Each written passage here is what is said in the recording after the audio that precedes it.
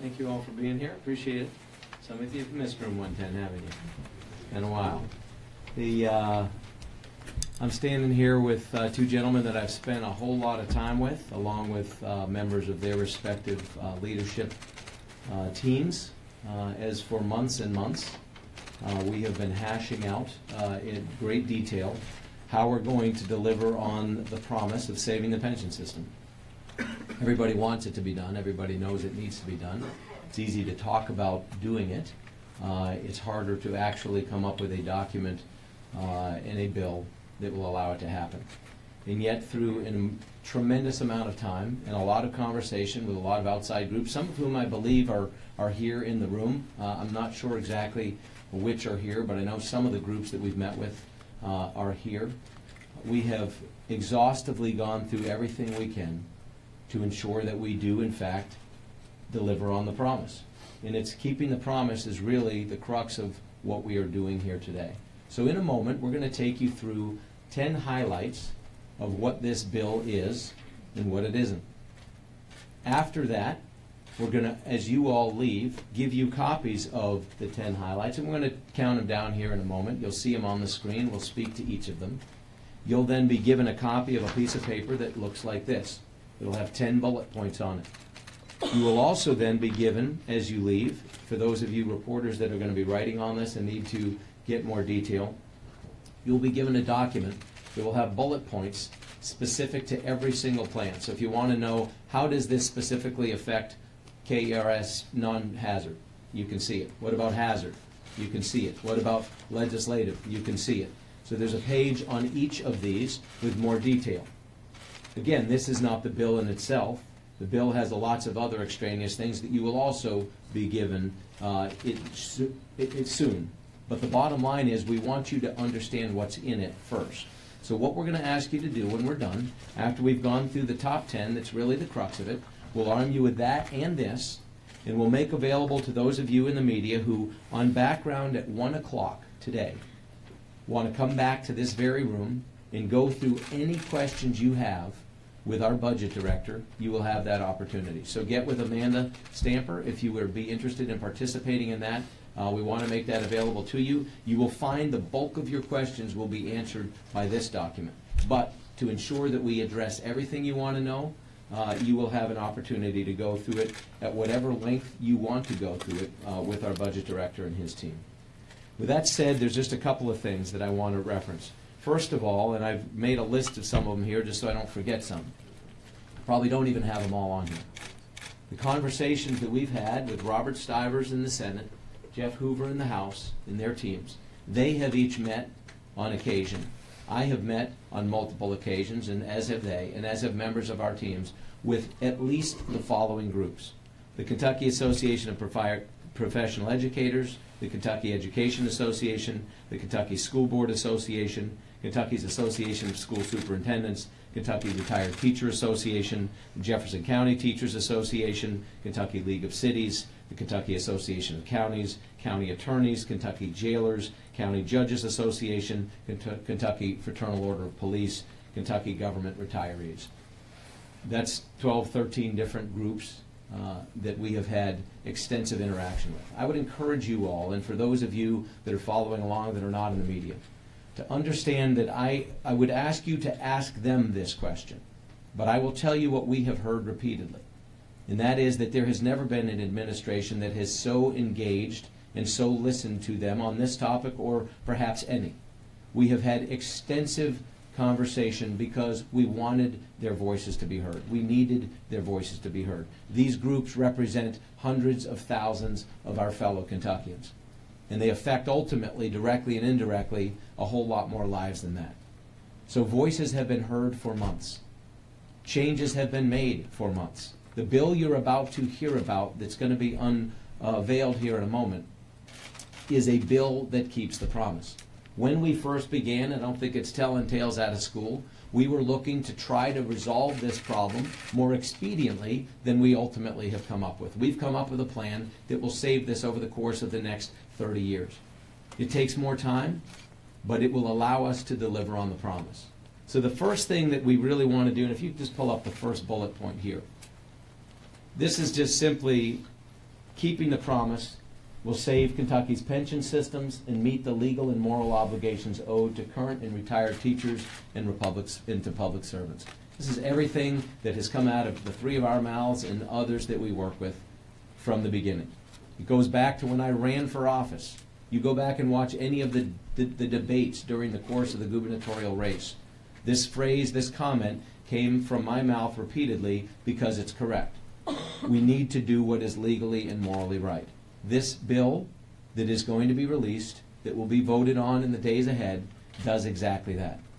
The second point, if you could bring it up, is that this requires a full payment of the ARC. You're going to hear terms like level dollar funding. We're not going to get into all that detail today, or at least not in this session. But I want you to understand that this creates a new funding formula that mandates hundreds of millions more into the retirement plan, making them healthier and solvent sooner. What does that mean? It means that in the past, the way the statutes were written, there were certain obligations of the House and the Senate, and despite all the rumors to the contrary, those legal obligations were met. They were. What was also in the statutes were certain language that allowed some things to may be done or may not be done. And that included things like the ARC. And so in the past, some legislative sessions and some administrations chose not to fund the ARC. It was not statutorily required. It will be going forward. And so on a going forward basis, this new language is going to mandate that we take the entire cost of obligation, we break it into tranches, and we use something, again, you'll hear it called level dollar funding, that requires us to not kick the can down the road. It requires us to fund the actual amount every single year for the next 30 years. That's how it's going to be paid for. If there's any, this provision alone should cause every legislator in both parties, Republican or Democrat alike, to vote for this bill. There's not a retiree or a person working toward retirement in Kentucky that should not be thrilled by this provision in the bill. The fact of the matter is this: we are going to deliver on the promise, and that includes funding that promise, regardless of what's happening in the environment. Those are the first two issues. The next six, the gentlemen behind me are going to take you through, and then I'll close it out with the last two. So at the end, we'll be happy to take questions, but Jeff, are you taking number 3? Great. Thank you, Governor, and thank all of you for being here today. I want to first commend the Governor for several months ago, actually going back to his campaign, of saying we must address this issue in Kentucky. It was part of his blueprint for Kentucky. It was what he ran his campaign on, and he has been dedicated and resolved for months to come up with the plan that we're presenting to you here today. Not being critical of anyone in the past, but I think everyone in this room knows that this problem has been looming for several years, and no one has had the resolve to step up and move forward like Matt Bevin has. And I appreciate his leadership. We've had several meetings over the past several months. I think both of these gentlemen would say we didn't know if we'd get to this point today or not as a result of some of those meetings. But a lot of work, a lot of time, maybe 12 to 15 meetings. The shortest meeting I can recall was 4.5 hours, some of them lasting 7 and 8 hours. But we came into this with the Governor, with President Stivers and the Senate, with 3 goals that I think we all shared. Number 1, as the Governor said, was to meet our legal obligations, to keep the promises that we made to our teachers, our state workers, and our retirees.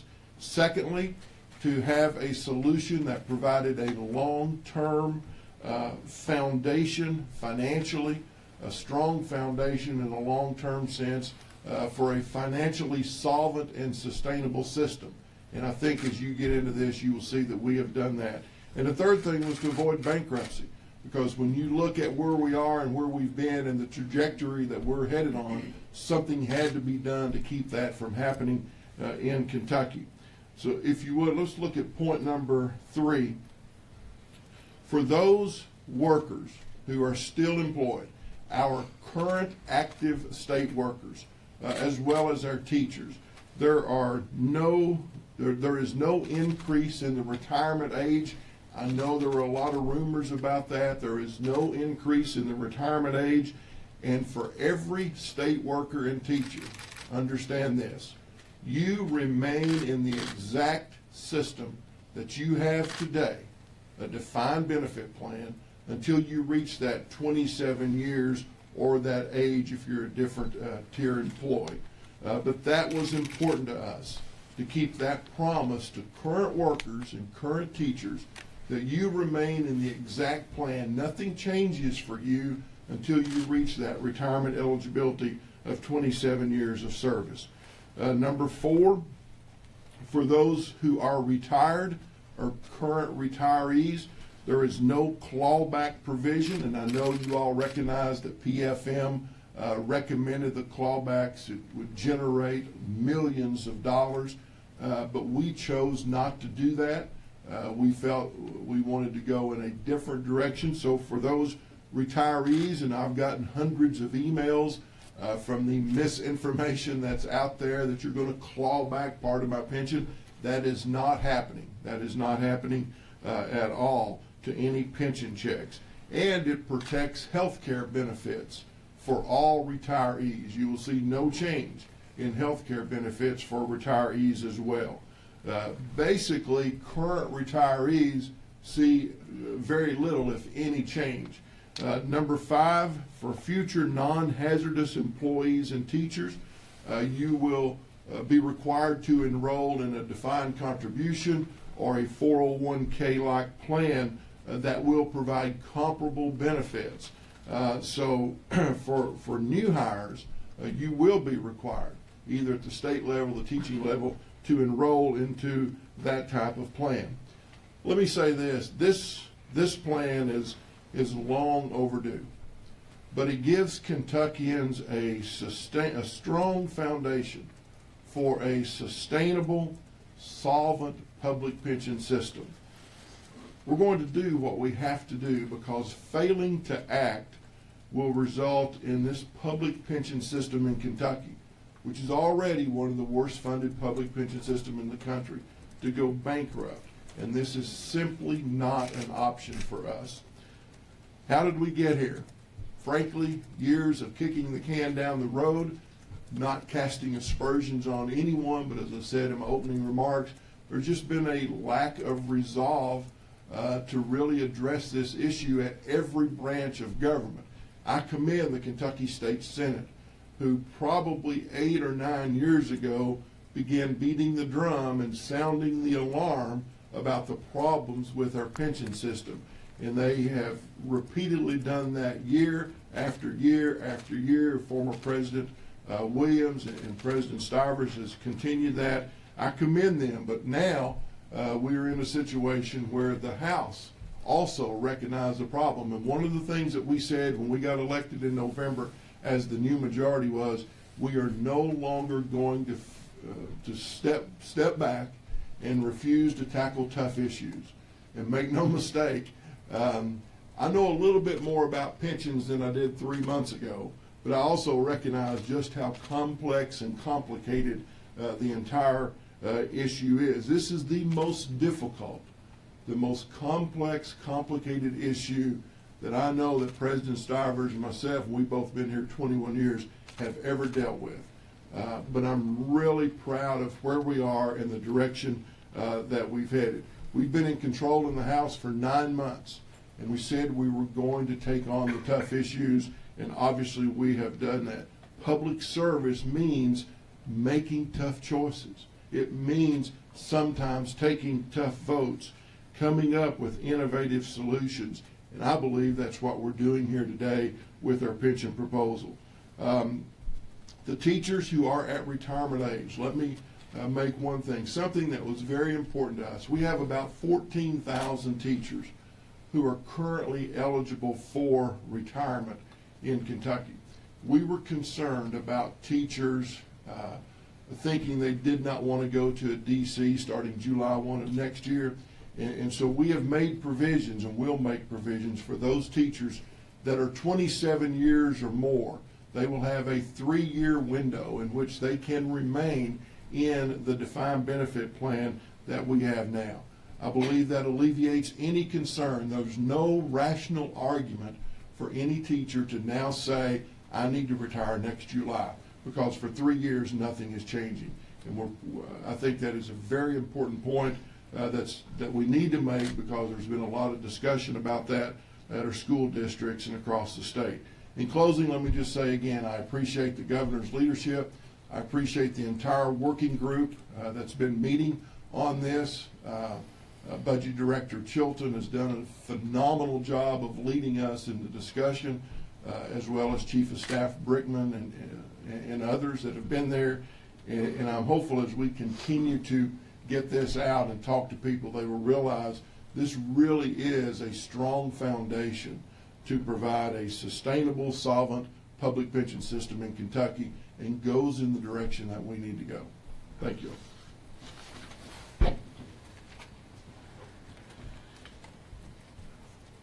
I think most people know who I am. Even though I wasn't introduced, I do appreciate everyone coming out. I do. That's fine, Jeff. As the press knew the other day, he didn't like all the time y'all were spending with him, so now he's forgot me.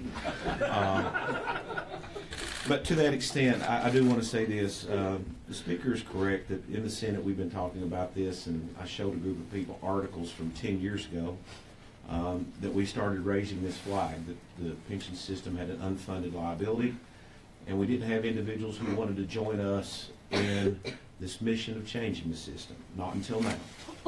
And in this last budget cycle, record amounts of contributions were made to the pension plan because of the direction and the leadership of Governor Bevin. I don't say this without the ability to back it up. You can go back and look at every budget in the last 20 years and compare it to the budget that we're currently operating under, and it proves my statement. To that end, we took off through the period of time that Governor started his term. He requested that we sit back and do an assessment, and that we fund the ability to have individuals look at all the systems. And as the Speaker said, it is complex because you have multiple systems, subcategories in each system, and then subcategories to the subcategories when you're trying to do this, and then individuals who go between respective subcategories to the subcategories, and then in between the respective systems. And to that extent, it took a long time. It took a lot of in-depth reading and work to understand what we needed to do to, as the governor says, and as you see on the screen, keep the promise. I stand here with the Speaker and say it is the most complex problem and the most intricate problem I've ever dealt with in 21 years. So to that extent, we also want to recognize several areas. Bullet point number 6, which I'm not sure will be brought up on the screen, we want to recognize the reality of hazardous duty employees. And to them, they will maintain the same benefits package that they currently are in. This is out of recognition of what they do. The fact that when they wake up and go on their shift, be it in the morning, the evening, or whenever, they know that they may come back injured, hurt, or potentially having the ultimate sacrifice and having lost their life. So we are not changing that part of the benefit, and it still will remain a benefit plan that it is now.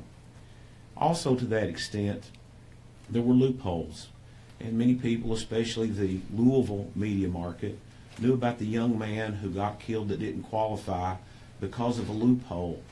And we're going to close that loophole, that any person that is in his situation, a young officer, will qualify for death benefits if killed in the line of duty and defined as a hazardous employee. And this will be retroactive. And it will apply, that's true, it will apply to this young man who was the officer in Louisville. Lastly, one of the things I've heard over my 20 years is that legislators treat themselves differently, allow spiking of pensions, and a benefit level greater and more rich than anybody else. We are going to treat ourselves more harshly than any other system. We're going to reduce our benefits.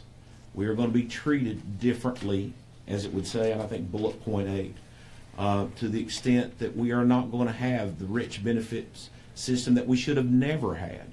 We have complained about that for many years in the legislature, but did not have individuals who wanted to join us in this mission.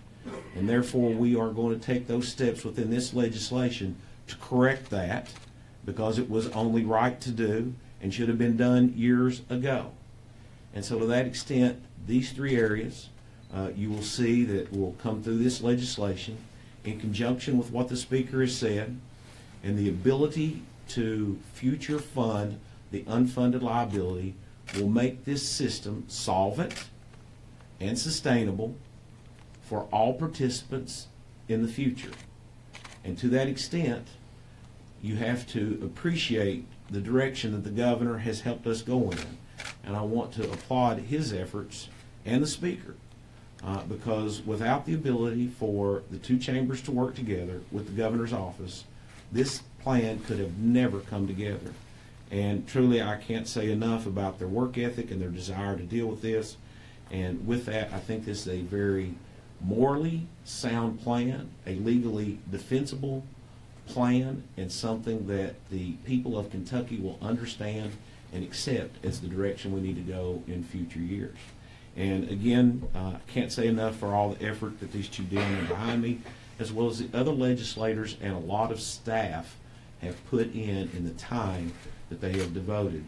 One other thing I want to say about this, people will ask about, well, what have our colleagues in the other party been doing?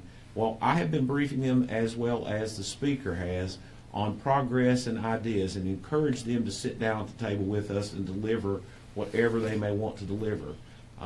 That has been done with access to the PFM group, briefings on things that were going on with the work groups, and we'll continue to engage them and encourage them to participate in this system.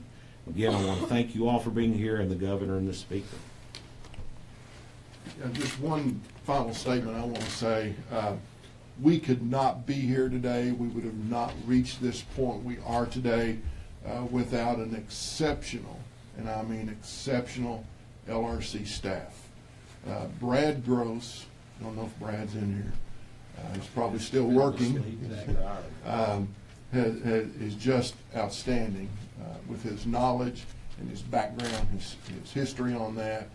On our staff, Frank Willey, longtime LRC employee, who is very, very knowledgeable on the issue of pensions as well, and Colin Johnson, and the Senate staff as well. And we just had a really, really good staff working with the executive branch staff to help get us where we are, and we just want to say thank you to all of them. The last couple points I want to touch on are bullet points 9 and 10. Number 9, you can go ahead and put on up there. This is something we've talked about. There were a lot of rumors. The three of us, did a video to this effect, and I've said it multiple other times, and yet people never fully quite believed it. But there will be no emergency clause at all. This law will not even go into effect until July 1st of 2018. That gives everybody, 9 months or however many months we have between now and then, to digest this, to look at it, to understand it, to be able to have the impact of it to the extent it has any impact on them, to be understood. And that was very important. So there is no emergency clause. This is something that will allow people plenty of time to understand. The final point is number 10. These structural changes will absolutely have an impact on our credit rating.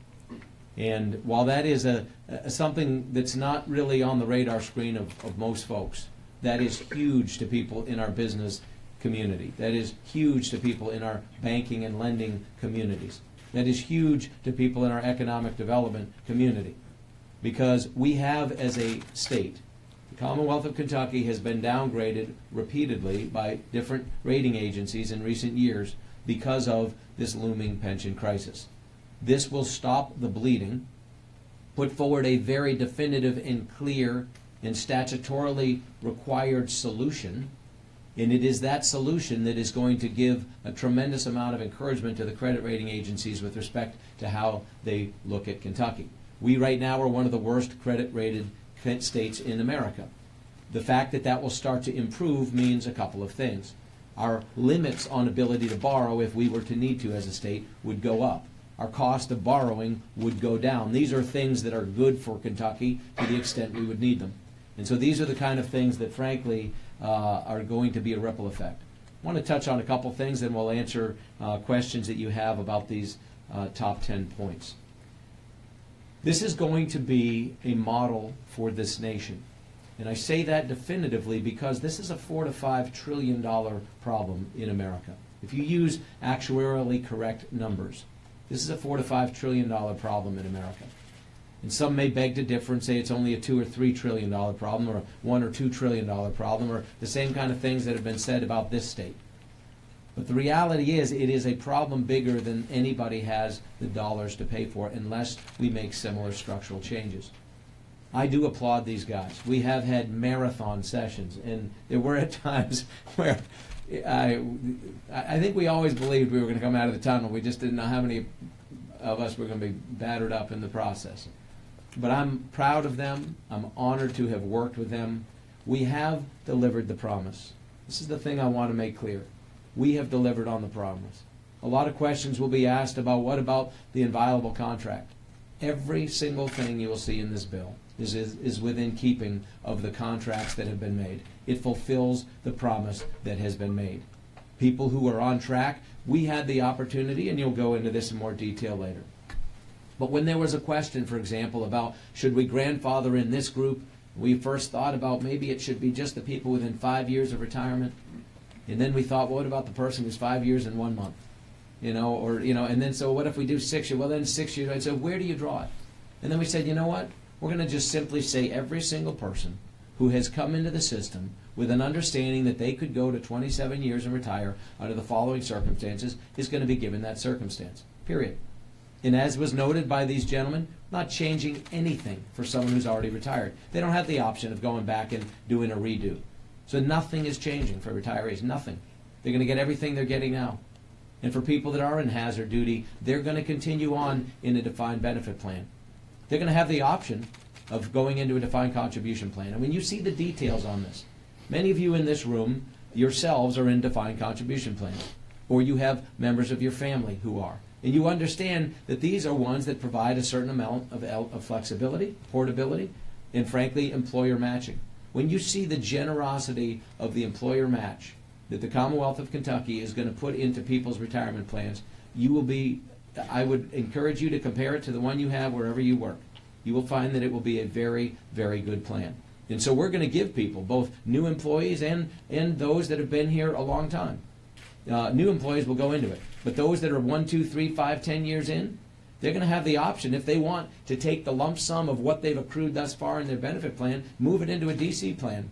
And as a guy who's spent his entire life working in this world, which is why it has been a passion of mine, which is why I understood the danger of this, and which is why I'm grateful for their willingness to work as hard as we have to resolve this. As a guy who's worked in that world, I would take in a heartbeat the DC plan that we're going to be rolling out over the alternative. I really would. It's a better plan. It's a richer plan in terms of what it will do for an individual at the end of a working career. That will be for people to decide. This is a good plan. It meets every contractual obligation. It has heard the voices of every one of those groups that we mentioned earlier. They have been heard. The wonderful thing about this plan, and with this I'll close, we'll take questions you may have, is when you have a plan that fulfills every promise, that delivers on everything that is contractually required, that addresses every single person and takes into consideration both what is legally and morally appropriate, and that even when it's done, everybody is slightly unhappy with, you know you have the right plan. And we have the right plan. If we had something that one group was completely satisfied with, then we would know that we squeezed the balloon in the wrong place. And there are many, many parts to this. The bottom line is this: it's going to come at a cost to the taxpayers for the years to come, but we are going to manage that cost. We are going to actually mandate that we meet this. This will be funded. The last thing I will say is this: there will be a question about the new actuarial changes and how that affects some of the county budgets and the school board budgets. That has not been lost on this legislature. Having two guys who've been here for 21 years each is a powerful asset to the people of Kentucky. To have a speaker who's been here for 2 decades, to have a Senate president who's been here for 2 decades, they've been to this rodeo, they're in the communities, they understand the cost of this. While we're not going to go into all the details now, we are, over the next 4 years, going to feather in the cost of implementing this plan. So this is a 33 or 4 year solution, is essentially what it is. Every single consideration has been taken into consideration, and we have come up with a morally, legally, ethically, and every other standpoint appropriate plan to make this happen. I'm honored to be standing here with these guys. I'm grateful to those of you who have covered this. I would appreciate from this point forward, as you have the facts, that we actually now stick to the facts. Before there's a plan, obviously there's a lot of rumor and allegation. Those have been dispelled. You'll have that information again. If you want to be back here at 1 today, get with Amanda and we can make that possible so you can get all the details you want. What questions can we answer based on what we've said? I have one for you, Governor, and then one Sure. process question. When will you be calling the special session? As soon as we're ready. Again, I'm not going to, there's still a little I dotting T crossing. Again, the guy, Brad, is not here because Brad's doing the work of the people. Here's what I'll say about a bill. When you see this bill, don't be daunted by it's kind of like the Old Testament. It's a bad analogy, but there's a lot of begets in there that nobody really understands or reads. There's a lot of that in a bill. The operative part of this bill is pretty lean. This is a simple bill because it keeps every promise that has been made. It is a very simple bill. So it will not take long for someone to read this or understand it, but you want to make sure that every single, 120-7-6 connects to 120-7-7 in some other bill somewhere. And that makes for a voluminous document. It is imperative that we have it accurate and drawn up right before we ask people to vote on it. Even though it is those details they're not likely to even look at, those are the details that matter. So it will be soon.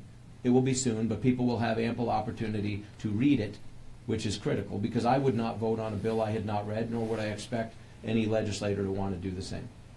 Okay, Actually, go ahead. If you're moving all new hires into a defined contribution plan, are you concerned about how the system is going to be funded after that if you don't have new contributions coming in? No, that's exactly what the term level dollar funding will address. And again, you'll get a better understanding of it. It is complex, but ironically, it's not that complex. It just simply says if the size of our obligation is, let's say, 90 cents. I'm going to do that because that's easily divided by 30. If you amortize that over 30 years, and you know you owe 90 cents, that you are going to pay, and that 90 cents is incorporated by the actual corpus plus interest and things or whatever the case. I mean, you've taken into consideration the entire cost. If that's 90 cents and you have 30 years to pay it, if you mandate you pay 3 cents every year for 30 years, you will pay it off. It doesn't matter. It literally is a moot point because of level dollar funding, this term, and the fact that it will be statutorily required that this will be funded. It does not matter if there's anybody paying into the system. The reason the systems has failed is that we have not had for a long time enough people paying into the system to sustain them. Bear this in mind. Do the math on this. In Kentucky right now, there are more retirees than there are people working. That's not a healthy or functional defined benefit plan. It hasn't been for a long, long time. You can't have one person working, saving for themselves, and paying the salaries of 2 people that are retired. You just can't.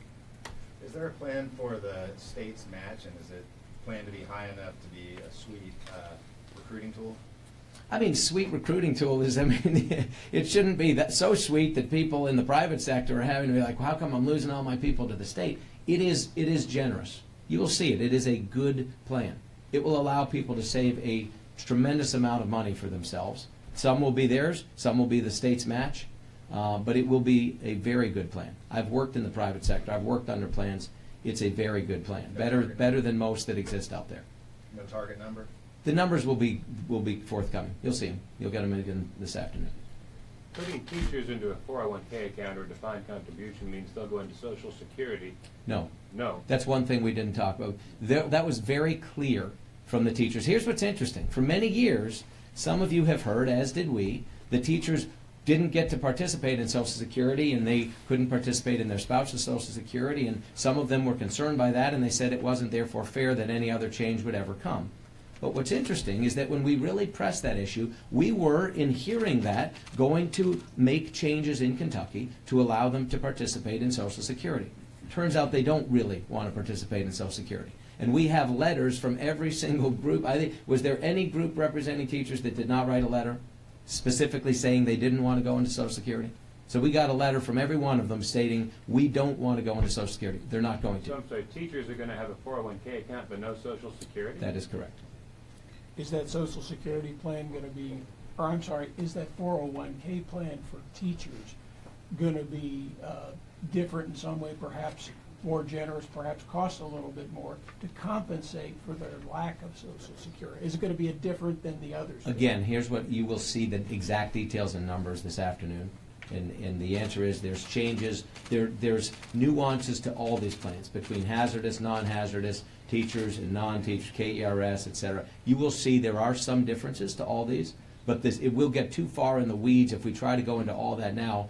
The answer is there are differences, and you will see them. But they're subtle, and they're to make up for the fact that some have some things and don't have other things. Look, I wanted to ask one other question. It seems to me that versus the PFM report and perhaps expectation, this framework includes something that employees might appreciate, in that current employees are not under this being put immediately into 401k, but they will be in their DB plans Correct. until 27 years. That is correct. That's a difference. And it's important to understand, too, even as it related to teachers, for example.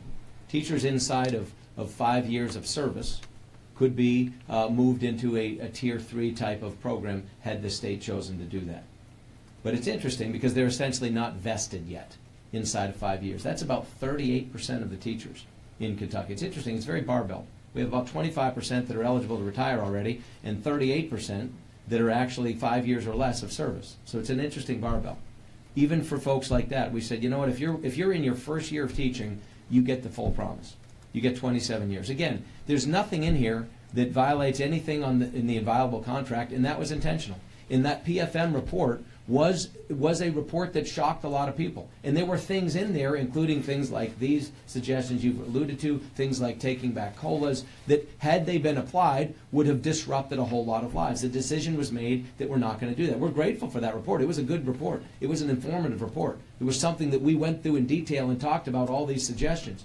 But many of them were dismissed pretty quickly on as things we were not going to do. So yes, I mean, we bent to the side of giving everybody even things that they frankly aren't obligated to get, just in fairness, because people came in with an expectation they're going to get what they expected. Are the judges included in this? Yes, and you'll see when you get this larger, there's literally for every single plan, there will be bullet points that will tell you some of the detail, and you'll have an opportunity to take this away with you and then also ask questions specific to this when you come back later today. When you call the special session, just as the process works, will there be hearings? How many days do you anticipate for the special session to go from introducing this plan to voting and possibly passing and signing it? I'm going to let these guys who are the experts on this tell you what the process is, but it'll be a 5-day session. I mean, there's so much work has been done. It will be so clear. It shouldn't extend beyond that. It's required to be a minimum of that. Talk about the hearing process in each of your respective chambers. Yeah, one of the things that we've talked about is obviously the governor's the only one that can call the special session, and as he said, he's not yet ready to give us a specific date. But on the House side, we plan to start having some hearings once the bill is finished, and we believe we're ready to start doing that. That may even predate the special session call, because we do think it's important. Our members are pretty adamant about that we have informational hearings and we have an opportunity for folks to come in and listen to the presentation and have some input. So we may very well have some committee meetings prior to the special session call. And you're talking about formal standing committee meetings rather than just conference meetings? No, you can't. Yeah, I'm talking about interim joint. You cannot have a standing committee because we're not in session. It'd be an interim meeting. We have them throughout the state, or just here in Frankfurt? We try to travel. We haven't really talked about that. I would assume we would have them here in Frankfurt, but it's not really been discussed. But I would assume we would have them here.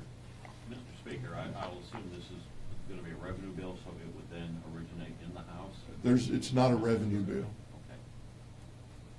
Will this change the budget? I mean, the budget session will be done in the top of next year.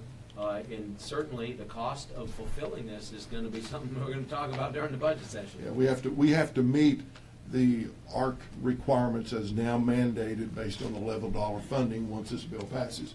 So it will be part of the budget from that standpoint. Well, Governor, you heard the numbers your budget director put out, I guess, a few weeks ago, speaking to the Public Pension Oversight Board. Would you differ from the numbers he put forward? I want to say it was $5-something billion at the time, cumulatively between the systems.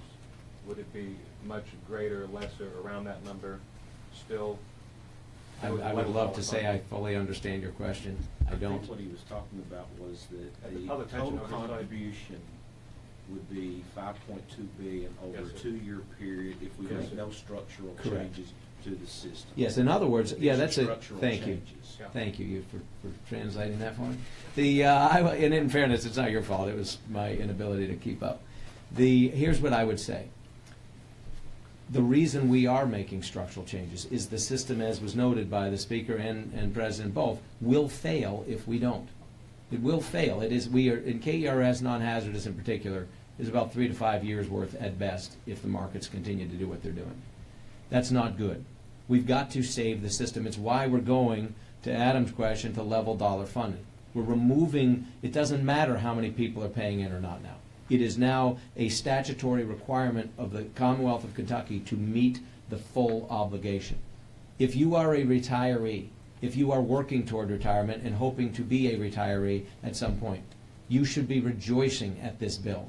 There has never been any retiree in any state would want to have a bill like this because it guarantees by law that your pension is going to be funded. There will be no more kicking of the can down the road, no more may nots because it said may. It is going to mandate statutorily that this be funded.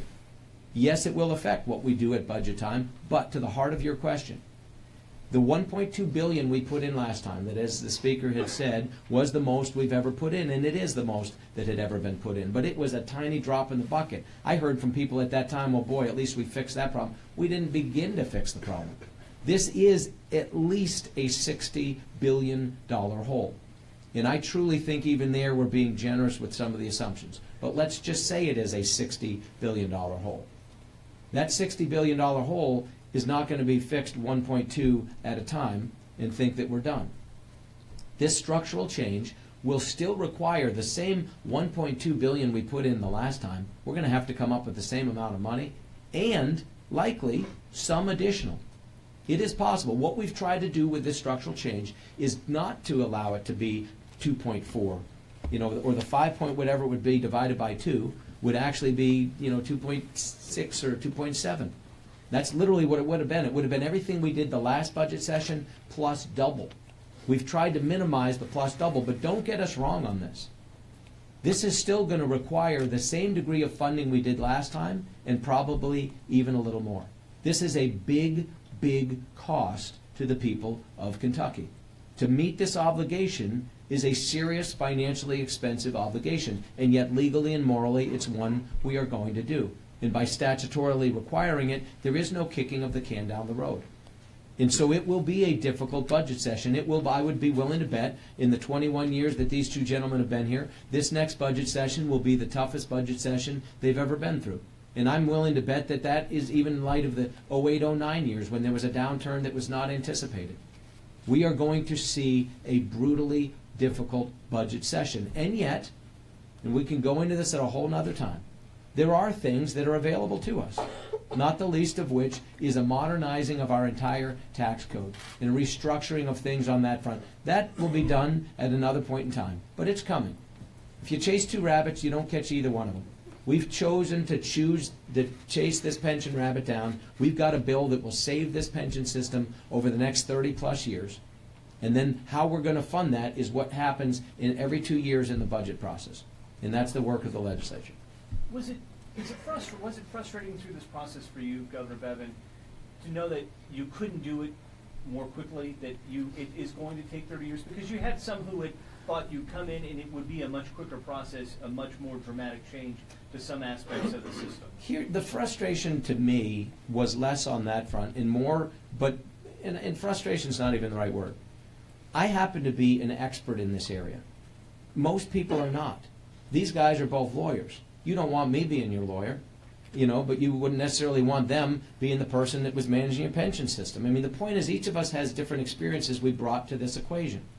So for me, the fact that this was the crisis that it was has been clear to me since long before I got into government. It's why I ran to be the governor, because I realized this system was about to fail. And despite great efforts coming out of the Senate for years, which I applauded and appreciated, and we've seen bills like Senate Bill 2 from 4 years ago trying to at least start to move us in the right direction.